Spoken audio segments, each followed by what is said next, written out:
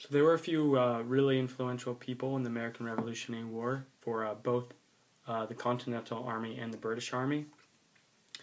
First off, I'm going to talk about George Washington. Most of you probably know George Washington as the first American president, but he was also a major help to the Continental Army in the American Revolutionary War. He was a general in lots of battles. He won lots of battles. He lost lots of battles. He was some of the things he's most known for is the Battle of Yorktown, so I'll get to that later. And then also the Battle of Trenton, where he attacked a group of Hessian mercenaries the day after Christmas because he knew that they would be kind of hungover. So just a picture of what it might have looked like. Here's a bunch of Hessians. I don't really know what's going on. Bottle of whiskey. He's kind of drunk. He's like, what's happening? And they surrendered, captured, I think, about 900 Hessians without fighting at all.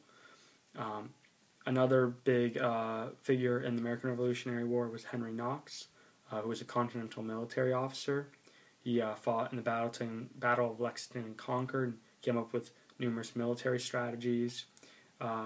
He was also an officer in Fort Ticonderoga, and he implemented various things, including like officer training and a school for artillery, which of course in many cases artillery was the location of artillery was the main deciding factor in a battle.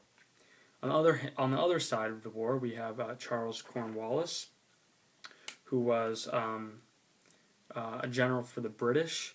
He was probably most remembered when he actually surrendered at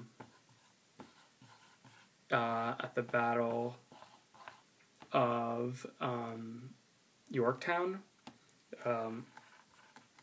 Just showing you a visual. So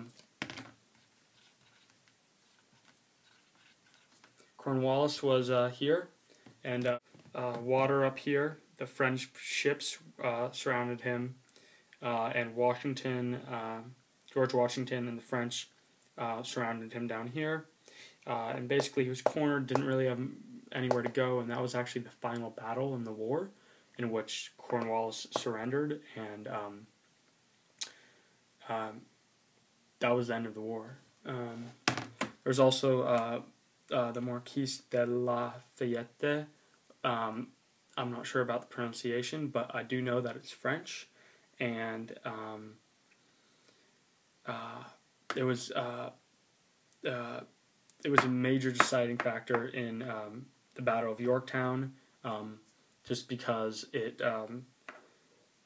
was the final battle, and because the Americans and French, in this case, did a great job of actually surrounding Cornwallis and making him not able to actually escape without actually surrendering.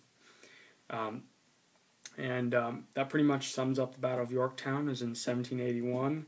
Again, location is key in military battles, and that is shown in here. Basically, this battle was what prompted British government to actually surrender the whole war. So it was a very big battle.